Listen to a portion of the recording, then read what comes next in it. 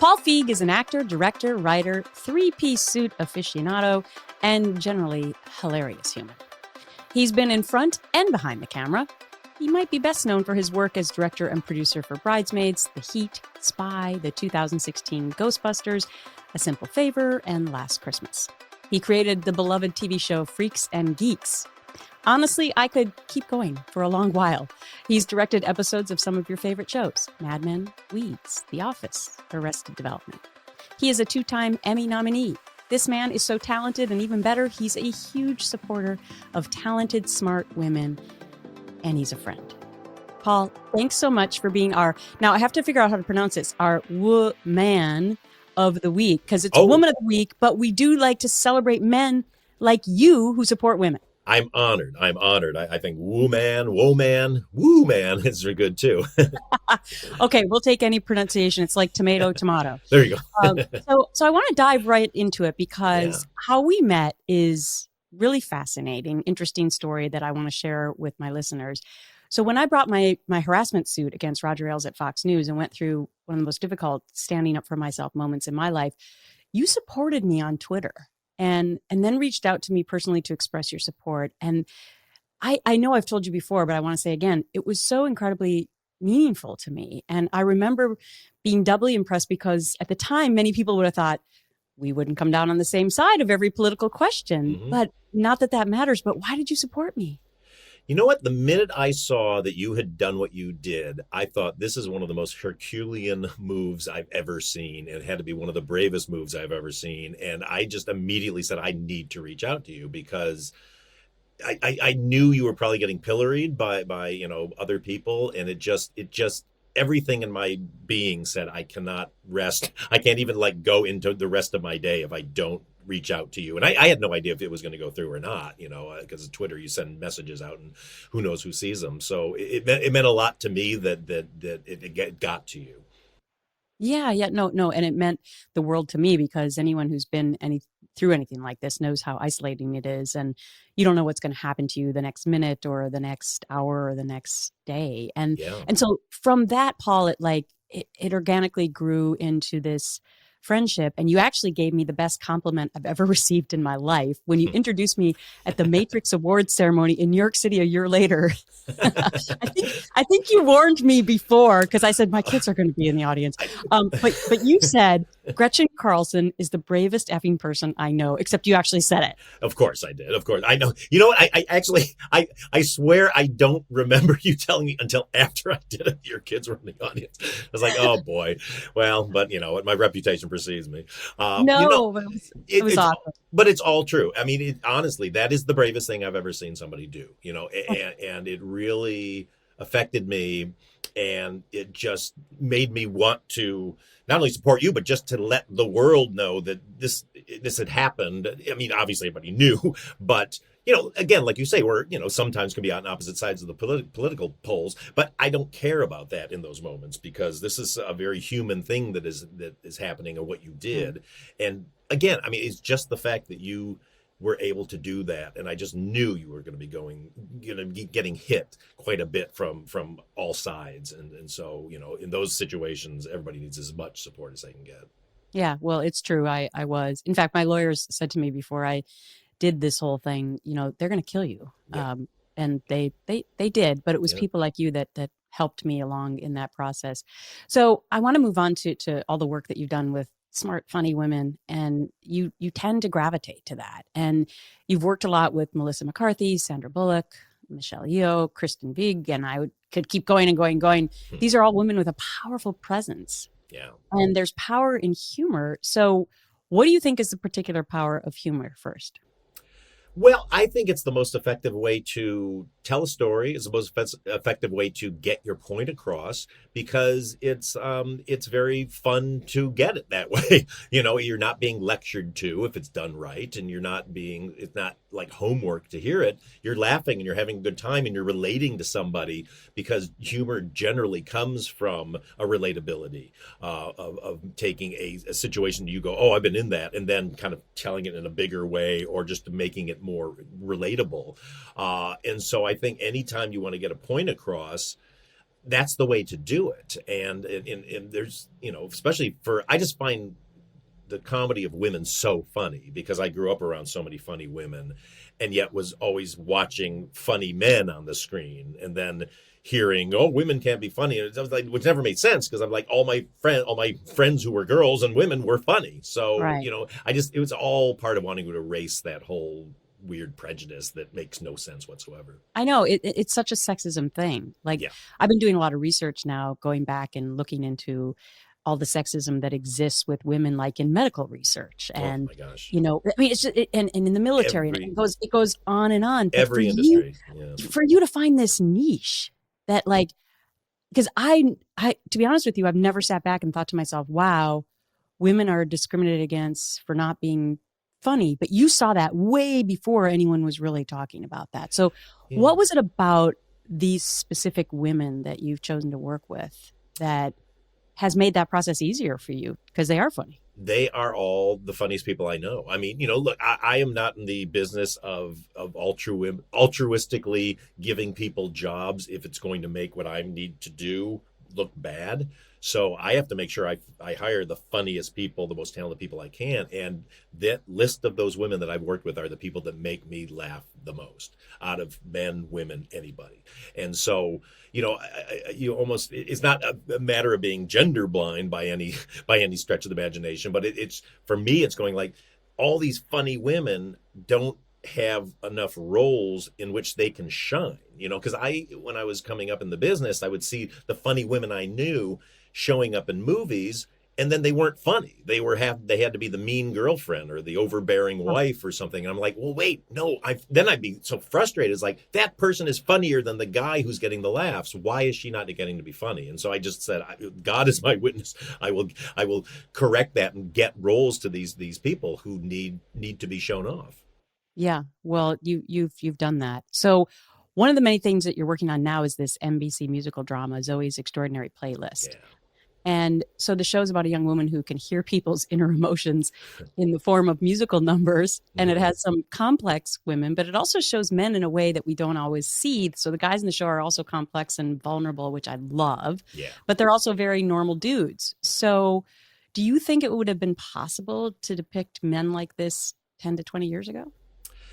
I mean, remember when we had MASH and that was the whole era of the sensitive man, but then there was a big backlash against that. And Alan Alda was called a wimp and all this stuff. It's such this kind of ebb and flow, but I think it gets gradually better. Every time something goes through something like that, and then there's a backlash against it, it's one step forward, two steps back. But I think the step forward gets bigger each time. I mean, if you look at the women's movement of the '70s, that seemed like a real watershed moment, and then somehow we backslid off of that. But then when you get to what's happening now, this feels much more, even more solid. Like it's harder to chip away and to backslide. And I hope we're not going back into another sine wave where then we backslide again. I don't think we are, because I think it's just so out there, and it's been made so, everyone's been shamed who did it. You know what I mean? Right. And so I think that's what's great. And I feel things starting to move. It's slowly, and it's not the way it should be. And it's a criminal that it's where it's at now and not much further along. But there is cause for some hope, I think. Well, is there a comparison to the guys that were in Freaks and Geeks? Yeah, I mean, all I know how to write are sensitive guys, because being one.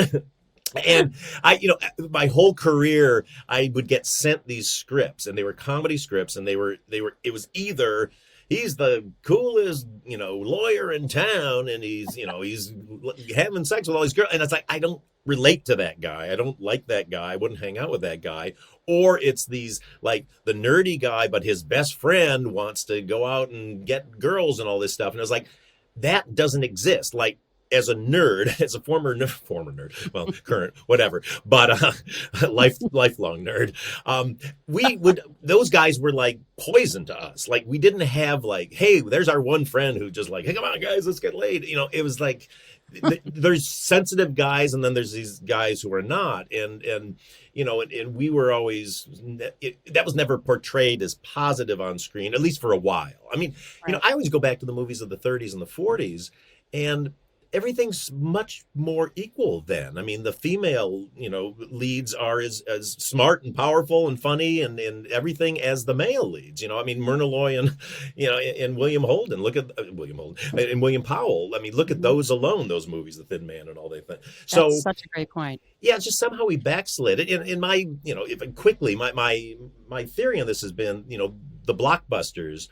were so aimed at 15-year-old boys that they started portraying women as the way that 15-year-old boys see them, which is your mean mom or the girl in school you can't talk to. She's either beautiful or she's mean or whatever. And so all these representations of women started getting very one-dimensional to try to relate to these guys who were kind of arrested development. And it just took hold.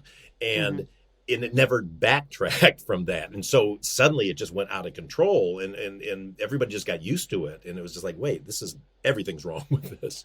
I remember you talking about this theory because when I interviewed you for my book, Be Fierce, which, by the way, I never intended to have a whole chapter about men who defend, but I met people like you who did defend me.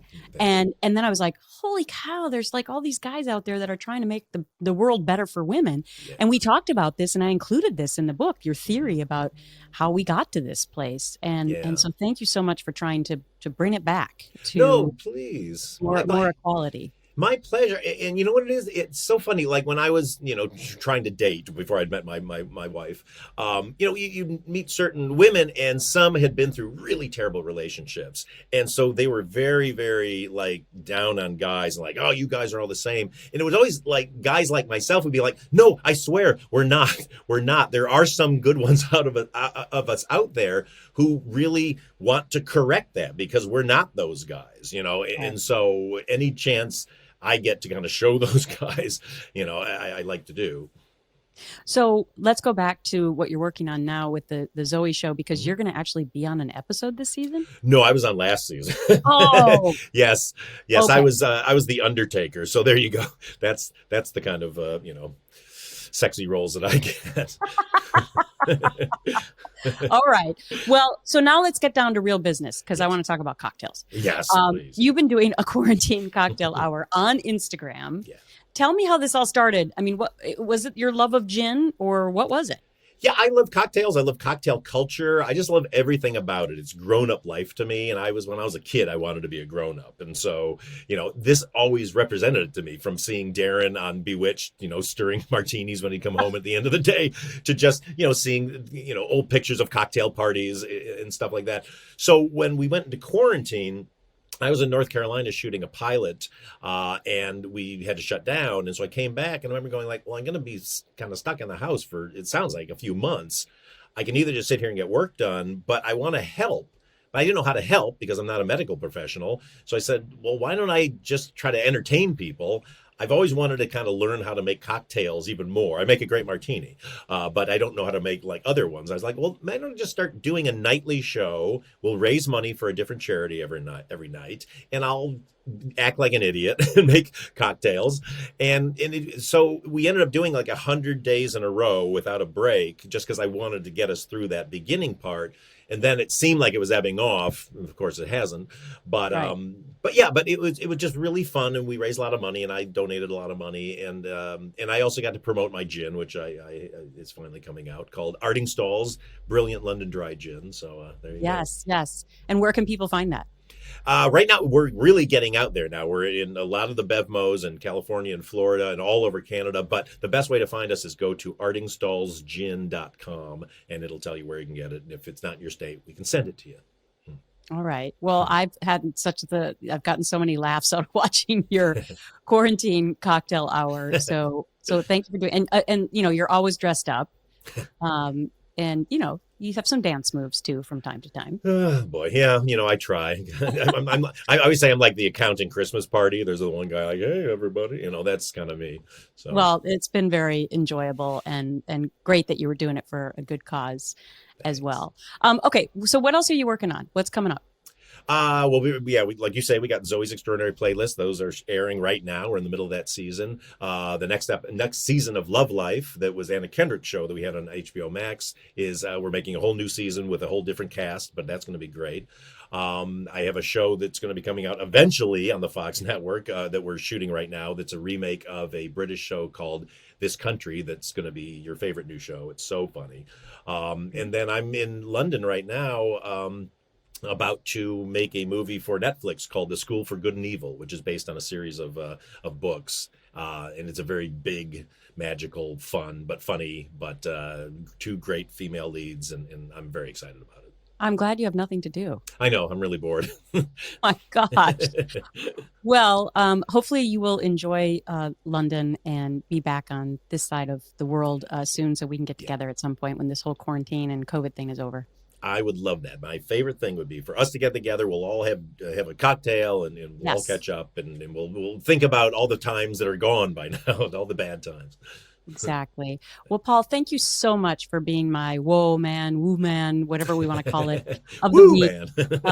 And thank you for being such a supporter of women. We appreciate it. Oh, thank you, Gretchen. You are the greatest. So, listeners, is there a woman or a man you admire? Please share with us. It can be somebody that you know, or maybe it's just somebody you've only heard of. And as you just saw from today, it can be a man, because gender shouldn't stop equity. Please send us an email at getthenews@quakemedia.com. Tell us about that woman or man whose courage, empathy, intelligence, and hard work inspire you.